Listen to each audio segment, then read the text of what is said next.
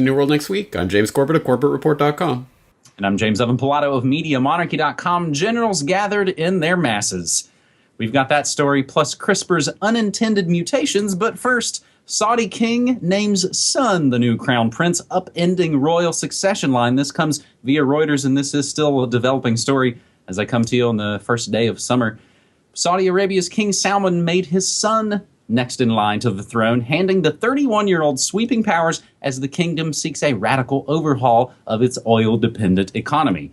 Although Mohammed bin Salman's promotion to crown prince had long been expected among those who follow the royal family closely, the timing was a bit of a surprise and puts the kingdom's future in relatively untested hands. Mohammed bin Salman replaces his cousin, Prince Mohammed bin Nayef, a veteran security chief who led the Saudi campaign against the Islamic State and al-Qaeda at a time when Riyadh faces tensions with Qatar and Iran and is locked in a war with Yemen.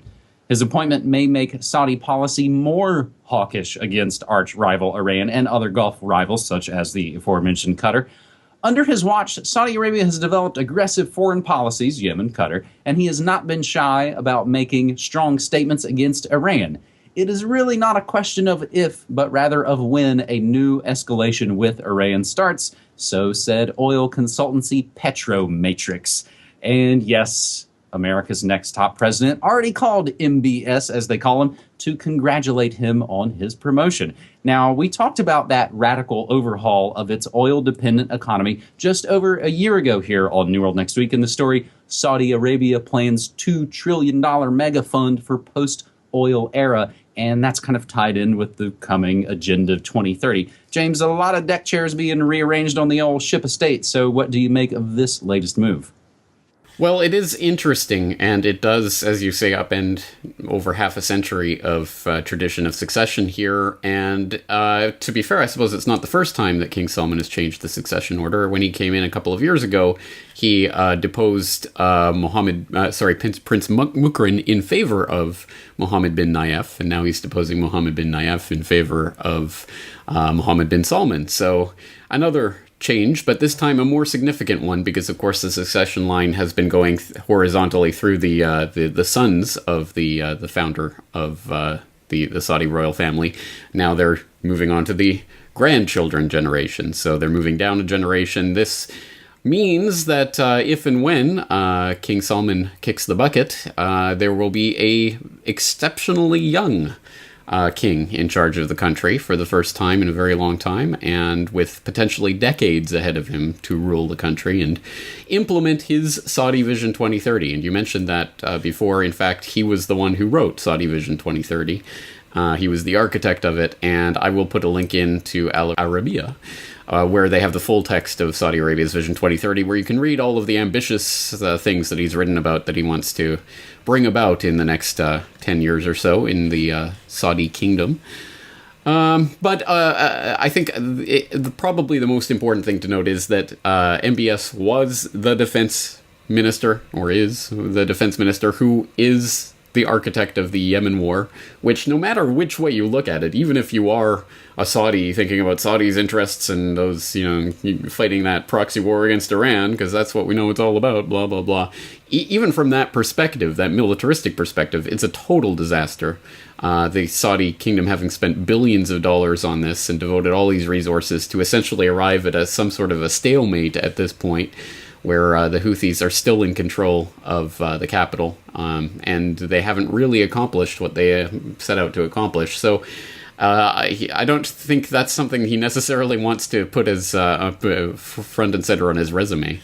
Another interesting aspect of this is that not only was Mohammed bin Nayef deposed as the next in line of succession, he was also taken out of his role as interior minister and replaced with Prince Abdulaziz bin Saud bin Nayef. So I'll put a profile up of him.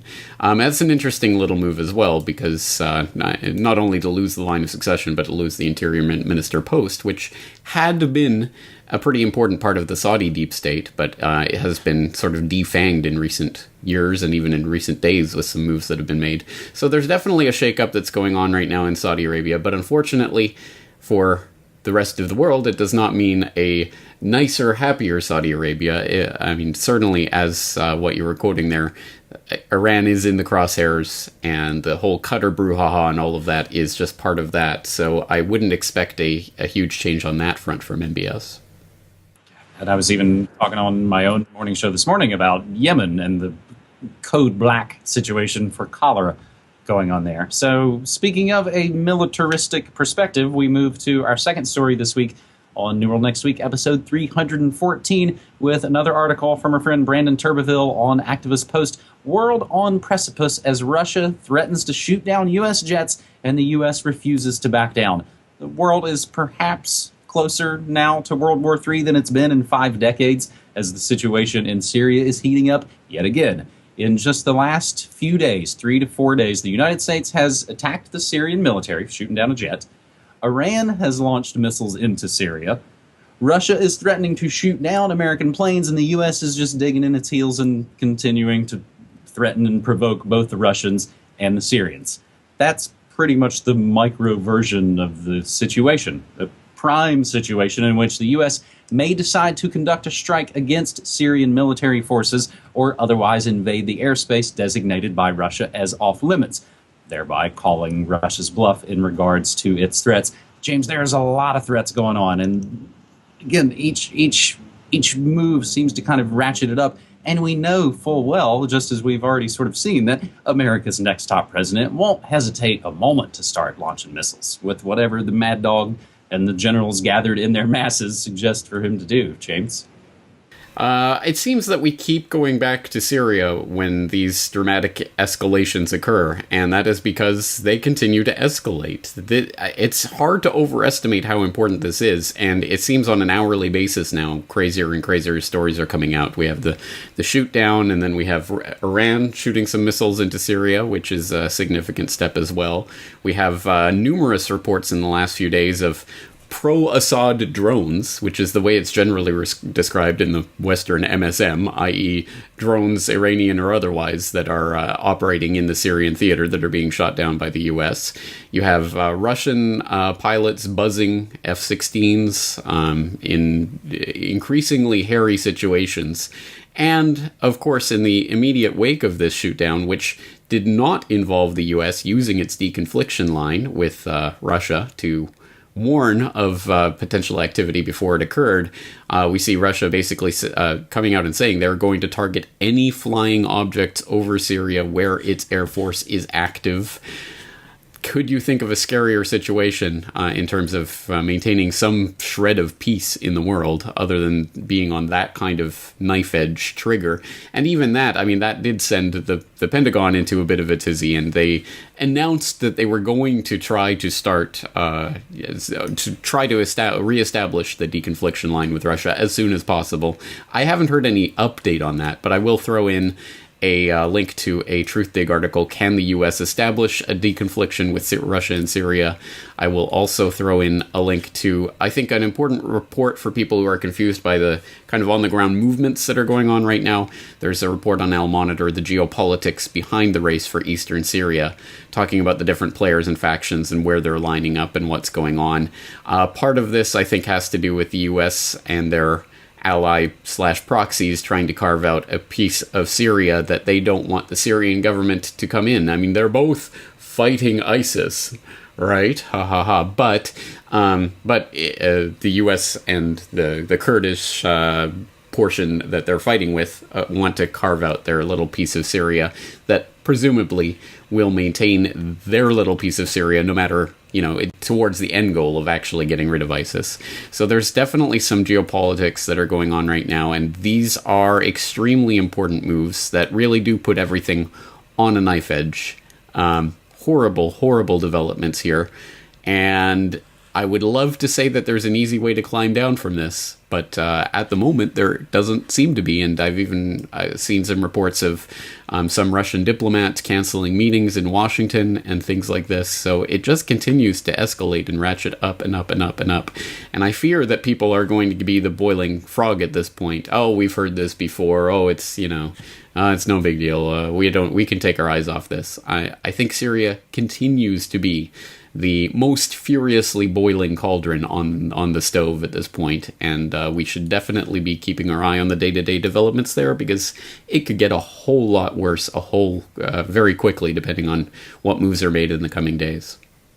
I think if you could look at a sort of word cloud of things that we've talked about over the years on New World Next Week, the word Syria, I think, probably just gets larger and larger and larger. And again, everything that we say always included down in the show notes. And really, this article from Brandon Turbeville, World on Precipice, I chopped it down to just the essentials. So reading through that entire article will give you the breakdown of all of these developments to sort of get you up to date. James, this will be at least the second week in a row where I don't really have any good news to wrap up with the third and final story. So we take it from our friend on Twitter at Miles of Truth via Science Magazine. CRISPR gene editing can cause hundreds of unintended mutations. As CRISPR starts to move into clinical trials, a new study published in Nature Methods has found that the gene editing technology can introduce hundreds of unintended mutations into the genome. Quote, "We feel it's critical that the scientific community consider the potential hazards of all off-target mutations caused by CRISPR, including single nucleotide mutations and mutations in non-coding regions of the genome," says co-author Stephen Zhang.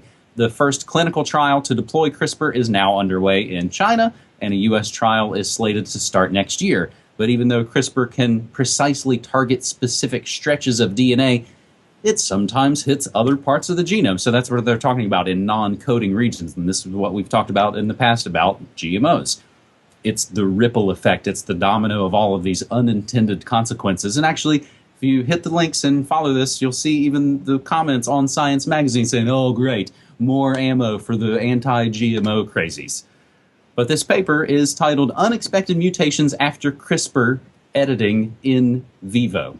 And James, I thought actually we had gotten into CRISPR a bit here on New World Next Week, but as I dug through the archives, it was just kind of a related headline at the end of an episode. Yeah, very telling that the first response is, oh no, now those GMO crazies are going to have more ammunition. You would think that people who are genuinely interested in science would be more interested in what this is actually telling us about the science and about what's going on and about what we didn't know. Oh, here's more info. Now we know more about what's going on and what could go wrong. That's a good thing. Why on earth should the first thought be, oh no, now we can't, shove these GMOs down people's throats as easily as before?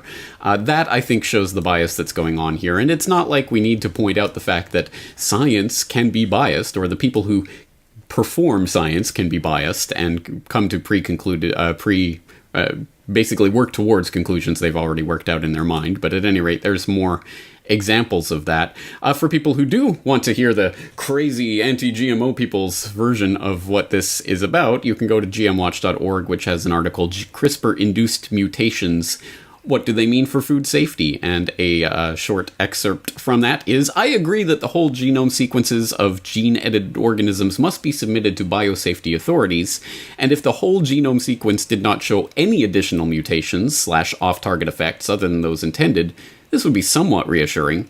However, it is highly unlikely that this will ever be the case. It is a matter of how many off-target mutations there are, rather than a matter of their total absence. The technology is not perfect. It will in future become less prone to off-target effects as it is refined procedurally, but it is extremely unlikely that it will ever arrive at a point where only the intended change will result.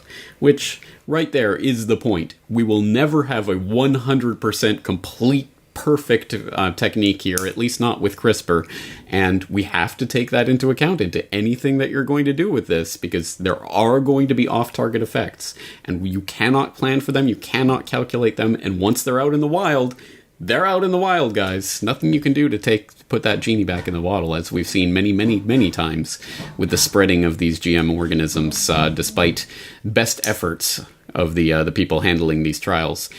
And just to put a little bit more humility into our most basic precepts of what we think we know about these types of techniques and things, this just out from sciencealert.com, DNA replication has been filmed for the first time, and it's not what we expected. Surprise, surprise. The pull quote here, it undermines a great deal of what's in the textbooks. So there are, I'll let people read through that, but even some of the most basic things that we have assumed, well, it must be like this, once we actually get a sight of it, oh, wait, it's actually not like that. Oh, well, okay.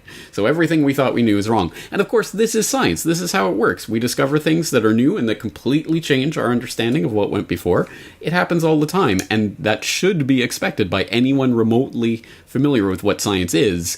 But of course, as I just said, there are people who have their predetermined conclusions that they want to come to, and any new piece of information that undermines that, oh no, what will the crazies do with this information?